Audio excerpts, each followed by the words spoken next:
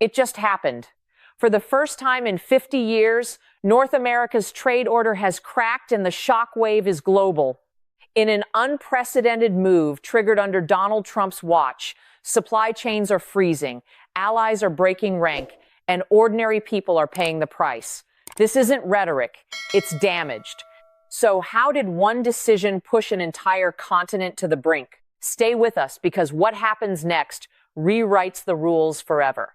The administration of Donald Trump stands accused of using tariffs and explicit threats to withdraw from USMCA as instruments of coercion against an ally, shattering the predictability that underwrote North American trade for 3 generations and pushing Canada, the United States' closest economic partner, out of Washington's orbit. We are not adjudicating guilt or innocence here.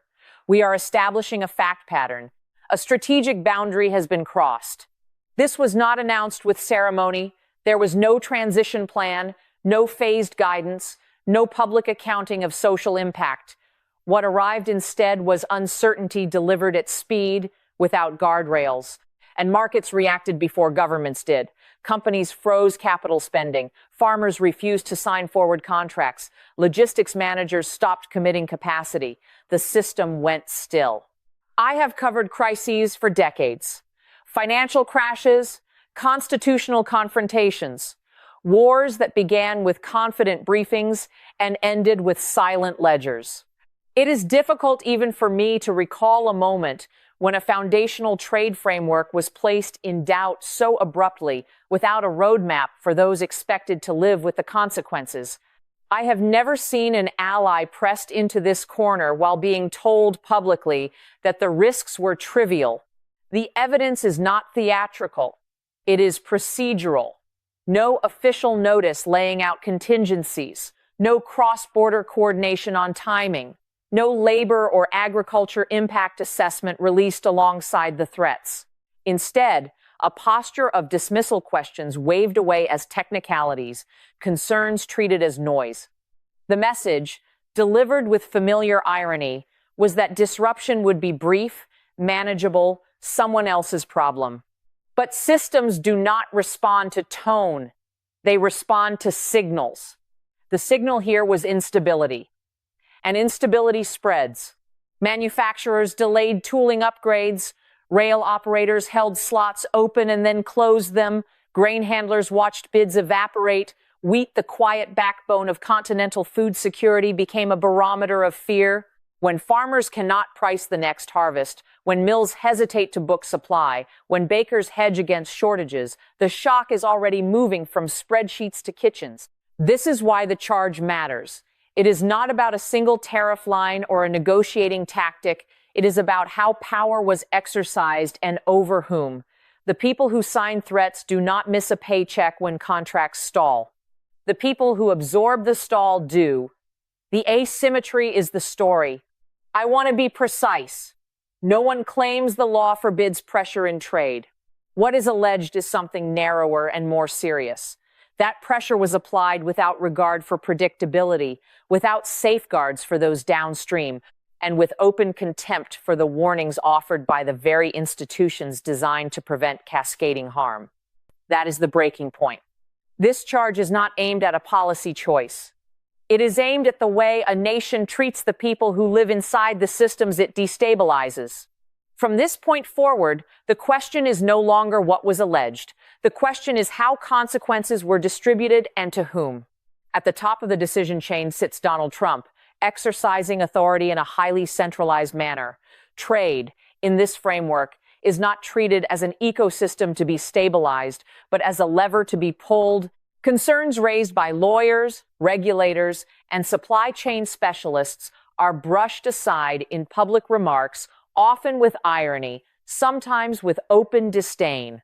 The tone matters because it signals priority. When warnings are mocked, institutions fall silent, and the margin for error narrows to zero. What followed was not consultation, it was exposure. Those not asked to weigh in are precisely those now absorbing the shock.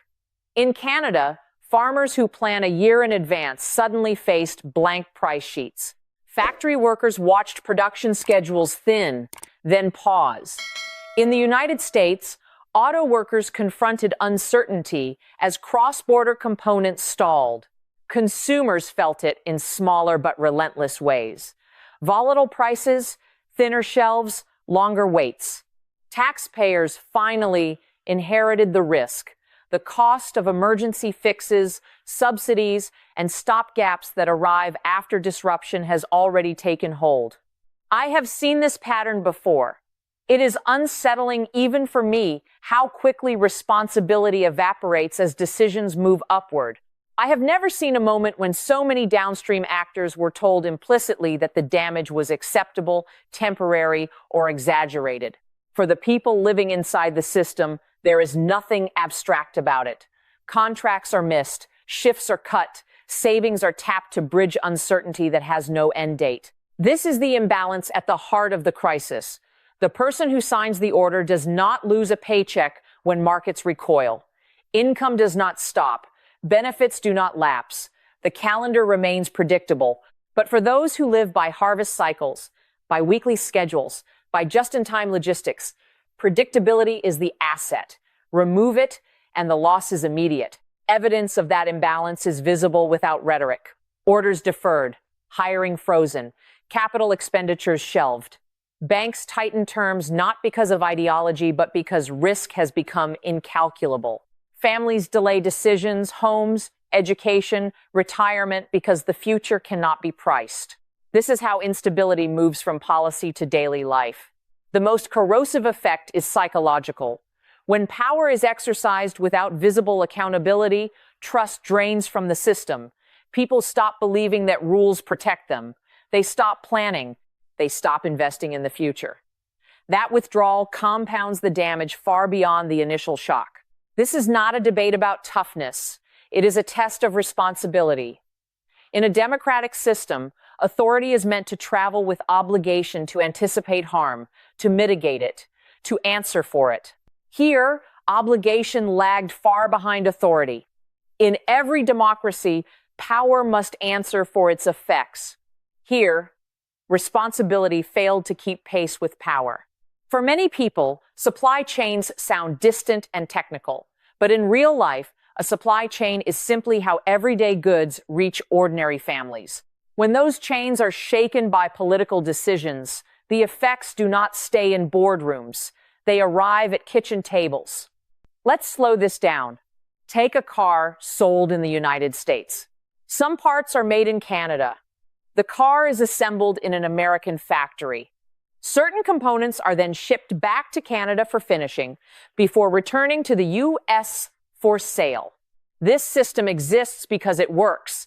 It keeps costs down, jobs stable, and production efficient. It depends on one thing above all else: predictable rules. Now take something even more basic. Bread. Much of the wheat comes from Canada. It is milled in the United States. The flour is distributed across state lines to bakeries and grocery stores. When Donald Trump used tariffs and threats against USMCA as a political weapon, that predictability cracked. The rules that farmers, factories, and distributors relied on suddenly felt temporary, subject to the next announcement, the next remark, the next escalation. And when rules feel temporary, people stop committing. Businesses were the first to react, not out of politics, but caution. If you don't know what trade rules will exist next year, you don't invest today. Companies delayed new factories. They postponed equipment upgrades. They held back hiring. Money stopped moving. Factories followed. Production schedules were trimmed. Extra shifts disappeared. Expansion plans were shelved. These were described as temporary adjustments. But for workers, they meant fewer hours and smaller paychecks. Workers felt it next. Auto workers saw uncertainty creep into their schedules. Food processing workers faced reduced demand. Truck drivers and warehouse staff waited longer between contracts. None of these people were asked for input when decisions were made. Yet they were the first to absorb the shock. Prices came next. Food costs rose not because there was no wheat, but because contracts became harder to secure. Car prices climbed not because demand exploded, but because parts moved more slowly and unpredictably. Families noticed it immediately. long before any official explanation arrived. I have reported on economic disruptions for decades. Even for me, it is difficult to watch how quickly uncertainty spreads downward. And I have never seen a moment when warnings from farmers, manufacturers, and logistics experts were treated so lightly, even as everyday costs began to rise. Throughout this period, President Trump publicly mocked concerns about complexity and legality. Trade was framed as a simple contest of strength. The message was clear. Disruption was not a problem, it was leverage. But leverage always has a cost. And that cost was not paid by the people issuing threats. Banks tightened lending because they could not calculate risk. Insurers raised premiums. Transport companies demanded higher fees to cover uncertainty. Each step made sense on its own. Together, they slowed the entire system. This is what paralysis looks like. Not chaos, not collapse overnight, but hesitation everywhere. Families delayed big purchases. Farmers hesitated to plant. Small businesses avoided long-term commitments. People stopped planning because planning no longer felt safe. This is the human consequence of trade policy used as a political tool. Trump's actions did not just pressure governments. They disrupted the daily economic security of millions of people who had no seat at the table. Supply chains do not break only because of wars or disasters. They break when trust disappears. They die slowly when no one believes tomorrow will follow today. Canada did not pivot toward China because it wanted to challenge the United States. It did not do so out of ideology, ambition, or geopolitical bravado. It moved because Donald Trump made the American market unstable, and instability is lethal for a country whose economy depends on exports. This is the part that matters, and it is often softened in public discussion. The trigger was not China's charm. The trigger was Trump. His repeated use of tariffs as punishment, his open threats to tear up USMCA, his public mockery of allies who asked for clarity, his framing of trade not as a shared system, but as a weapon to extract obedience. For decades, Canada operated under one core assumption. The United States could be tough, but it would remain predictable. Contracts would outlive election cycles. Trade rules would not be rewritten by impulse or insult. Farmers could plant wheat knowing where it would be sold. Auto plants could invest knowing borders would stay open. Families could plan around steady work. Under Trump, that assumption collapsed. Markets do not wait for press conferences. They react to tone, timing, and threat. And Trump's tone was unmistakable. He treated uncertainty as leverage. He treated confusion as strength. When Canadian officials raised concerns, Trump ridiculed them, waved off technical questions, and publicly suggested Canada should simply accept whatever terms were dictated or face consequences. It is difficult even for me, after decades covering trade crises, to describe how corrosive that posture was. I have never seen an ally spoken to with such open contempt while being told it was just negotiation. That contempt translated directly into risk. China did not need to provoke this shift. Trump did the work for them. Beijing did not issue ultimatums. It did not demand public loyalty. It simply waited while Trump made himself unreliable. When Canada went looking for alternatives, China offered something Trump refused to provide: conditional but legible access, clear terms, long timelines, quiet negotiations without public humiliation. This is how influence is gained without confrontation. Trump, meanwhile, continued to dismiss the consequences. He treated the idea that Canada might diversify trade as a bluff. He mocked the fear of disruption. He acted as though the United States was too large, too central, to ever be bypassed. That assumption, more than any tariff, pushed Canada to act. And the cost does not stop at borders. Canadian farmers now depend more heavily on new buyers. That is not diversification. It is replacement under pressure. American auto workers face indirect competition as supply chains begin to bend around U.S. unpredictability. Not factories closing overnight, but investment quietly redirected elsewhere. Consumers absorb the rest. Prices fluctuate. Availability narrows. Planning becomes harder. These are not dramatic shocks. They are slow leaks, the kind that drain confidence over years. Throughout all of this, Trump's response remained consistent: dismissal. He framed concerns as overreaction.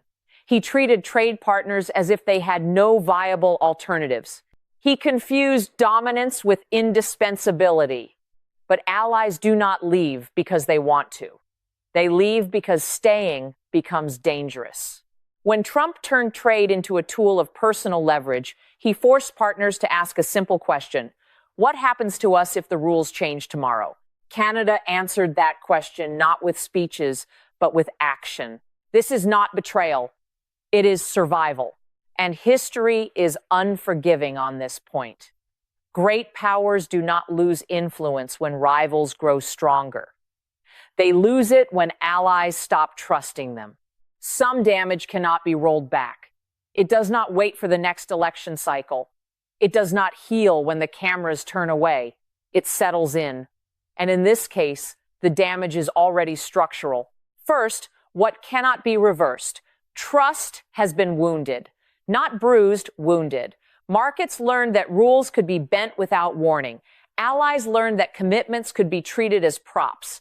Supply chains, once built on predictability, are now being rerouted, repriced, and reinsured against political shock.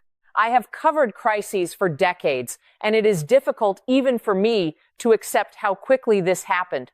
I have never seen confidence drain this fast without a single shot being fired. Second, the long-term consequences for ordinary people. This is where the story leaves Washington and enters kitchens and factory floors. Jobs become less stable not because workers failed, but because planning itself has become risky. Prices move in sudden jumps, not slow curves. Families feel it at the grocery store, at the dealership, on the heating bill. Economic security thins, not collapses overnight, thins quietly, relentlessly. And when security thins, anxiety fills the space. Throughout this period, Donald Trump treated the fallout with open contempt. Legal concerns were mocked. Technical warnings were waved away. The consequences were framed as exaggerations, minor inconveniences compared to the spectacle of strength. I have rarely heard a leader speak with such dismissal toward the people who ultimately absorbed the cost. The message was unmistakable. The shock was someone else's problem. This brings us to the institutional verdict. The question is not whether Trump won or lost politically. That is a distraction. The real question is far more serious and far more dangerous. Are citizens still protected from sudden exercises of power, or are they merely expected to endure them? When decisions with nationwide consequences are insulated from accountability, democracy becomes a spectator sport. I say this with no satisfaction. I have never wanted to reach this conclusion. But history is unforgiving on this point. Nations do not weaken when policies fail. They weaken when people stop believing the system is designed to protect them. And so, the final judgment is cold, not theatrical. Power can silence allies. Power can shrug off warnings. But once public trust is broken, once citizens feel exposed rather than represented, no policy, no speech, no show of force can repair it. Thank you for staying with me until these final moments. It truly means a great deal. If this story touched you or sparked reflection, please leave a like, hit subscribe, and share so our voices can reach further. Stay strong, stay vigilant, and I will see you in the next journey. Farewell.